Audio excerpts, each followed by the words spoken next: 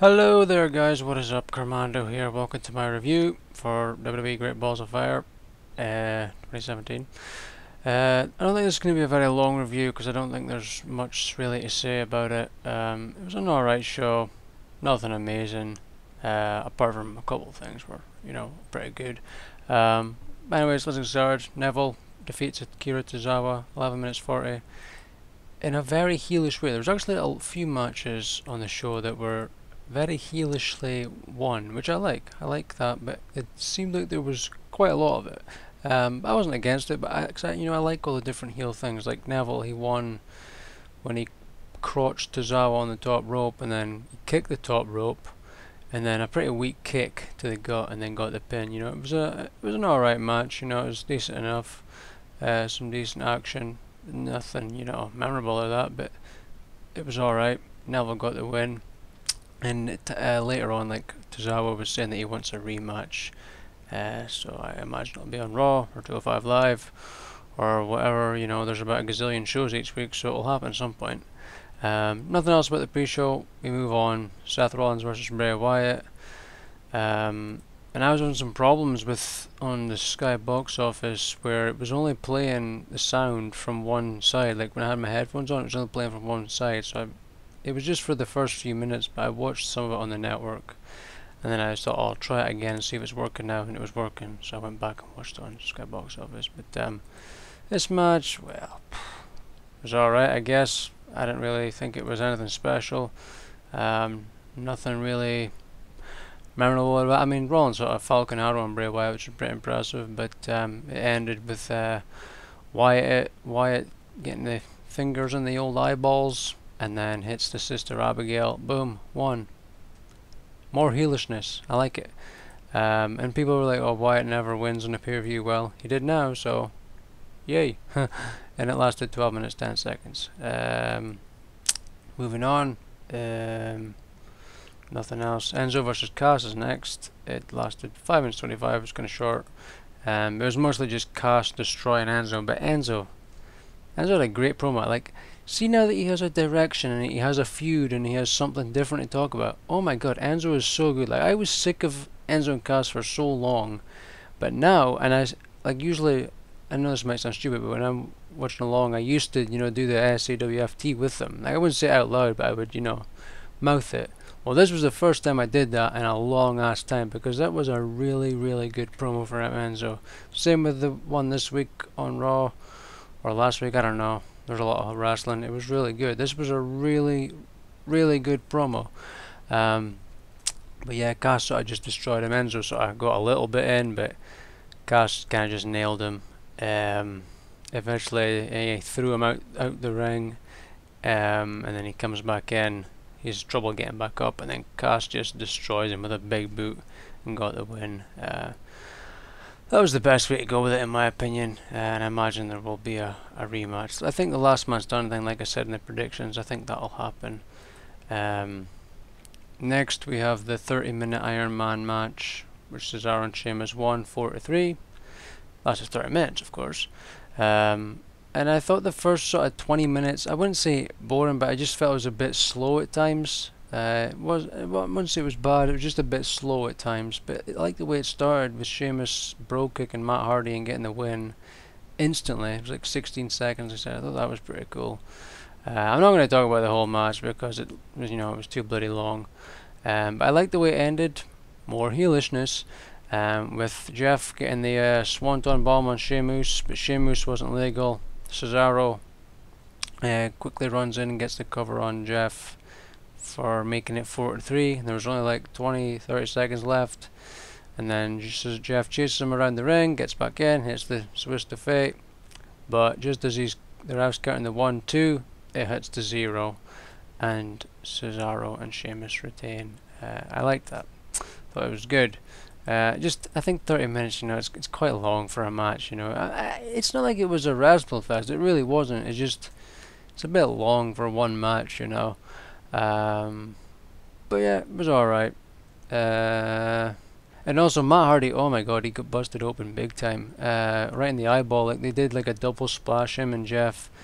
I don't know if he hit his head off of Sheamus' head or off of his hand. Like, I watched it back a couple of times, but his eye got busted open big time, and I just seen the YouTube thing where he got 9 stitches. Nasty. Next, we have Sasha defeating Alexa Bliss by countout for the Raw Women's Championship, 11 minutes 40. I don't really remember much happening in this match, so that tells you that it wasn't much too very memorable or what have you. I remember getting her in the bank statement a couple of times. I remember Bliss doing her moonsault thing, her moonsault knee thing, and she also did the Twisted Bliss thing, but then Sasha countered it with the knees, which looked pretty nasty. But I don't... How did it end again? Bliss talks some trash before launching Sasha into the barrier. I don't know. It doesn't really say here, but Sasha eventually gets back in the ring. Bliss doesn't, and she won by count out. So yeah. But the better part thing was after the match, where Sasha, starts beating her up, slams her into the LED screen, and sort of Bliss comes back and looks like she's going to DDT her through the table, announce table, up on the stage, but she counters it, throws her off of it. Sasha does the double knees from the top of the announce table down to that little area, which looked pretty nasty. And Bliss was, bleeding from that, from the mouth, which was pretty nasty. But I like it. It seems like they seem like they're both very similar in character, both Sasha and Bliss. They're both like this bratty. I don't really know the other word than bratty, ladies. I don't know the word to describe them, but they're very similar in characters. I like it though. Moving on, this was that. After that happened, that was the whole Tozawa segment. We have Dean versus Miz, and it was mostly just Dean Ambrose fighting off bloody all the interferences. Like to start with, he beat up Dallas and Axel, and then after that, just generic match. And it ends with Axel getting on the apron. Ambrose brings him in. He does some stuff, and then Dallas gets in the apron and hits Ambrose while the referee was distracted from Maurice or something, and then Miz hits the Skull Crushers finale and wins. Yeah, there wasn't really much to it, but apart from a whole lot of heelishness and interference for the Miz. And I thought the Miz was really good on talking smack on Raw Talk. He was really, really good, and of course Axel and Bo, I thought they did well talking as well, But Miz is he's just on another level. When you just leave Miz to himself, he can get himself over, he can get everybody else over. He's just so good. He really is really good, and he does make the Intercontinental title mean something. He does. That's something that nobody else has really done, in my opinion, in years, but he really does make it seem meaningful. I just wish the feuds and the matches, would match that. But if you just left it to Miz, well, it could be the most prestigious title on the bloody show. He's just really good. He's just really good on his own. And you just leave him to his promos. But moving on, we have Roman Reigns versus Braun Strowman in the ambulance match, 16 minutes 35. I enjoyed it. This was probably my favourite match of the show. I really liked it. And they're just beating the shit out of each other. Eventually they get up onto the stage. Bloody Reigns spears him through the stage, through the LED thing. That was nasty. But eventually they get back to the ambulance, and Braun, slowly is crawling out of the bloody stage after that, and Reigns is all shocked. But I thought it was going to end is where they were both going to get thrown into the ambulance. Like Reigns was going to spear him into the ambulance, they were both going to get in, and the doors were closed. But that's not what happened. Reigns goes for the spear, and then Braun just gets out of the way, and he won. But then afterwards, Reigns just comes back out and spears him from the ambulance. I thought that was pretty cool. And then after that, he starts bloody slamming the ambulance doors into him again. Then he throws him in. This is when it got fucking insane, and it reminded me of like the Attitude Era, or like the Ruthless Aggression Era. Like NWO when they like crashed The Rock into a bloody truck or something. I don't know. I was pretty young at that time when that happened. Or bloody Kane and Shane McMahon when Shane made Kane crash into the truck in the limo.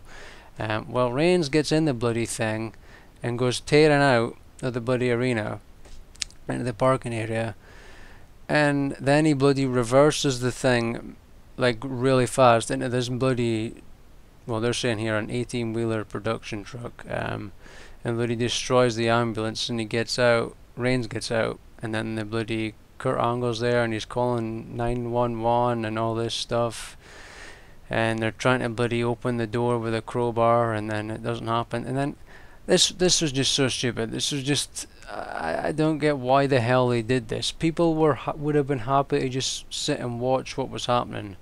And then that's what just ended up happening. They bloody put Kurt Hawkins and Heath Slater out for a match.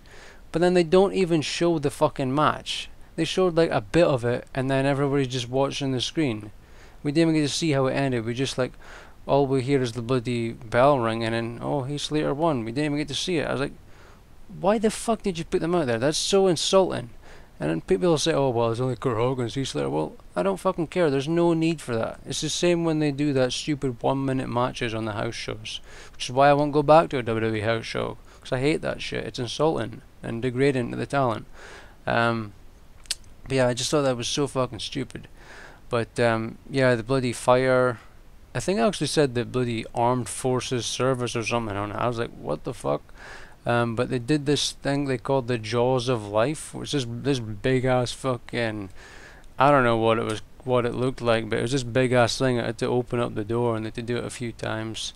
They finally get it open, and I thought Braun was just gonna fucking no sell it and just come out and be like indestructible, but no, they had like blood all over his arms and his face and his eyeball, and they're trying to get him into the ambulance, into another ambulance, and get him away, but he doesn't, and he doesn't want the help, and he's crawling away and struggling, and he wanders away. I thought it was done really well. I thought it really was done well, making Braun seem like an even bigger monster than he is, and he just went away, struggling away, and so people were saying that how can Reigns be seen as a face after that? He just tried to murder Braun Strowman. Like, if you look at that in a kayfabe, that's what just happened. He tried to murder him.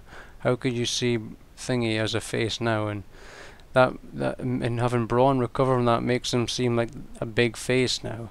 That's what people were saying. Well, Braun gets a great reaction every night anyway, so I don't know. But Vince, he'll probably still think Reigns is face now. It is Vince after all.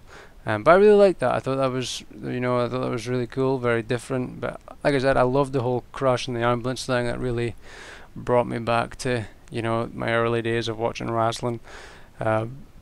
Yeah, it was really, really cool. I'm interested to see what they're gonna do now. And if Kurt Angle's gonna bloody, because like he looked so shocked at Roman Reigns when he's like looking at him, and then Reigns is bloody struggling away after being hurt. But yeah, I really liked that segment. I thought that was really, really good. But yeah, it'll be interesting to see if Kurt Angle will punish Roman or what have you.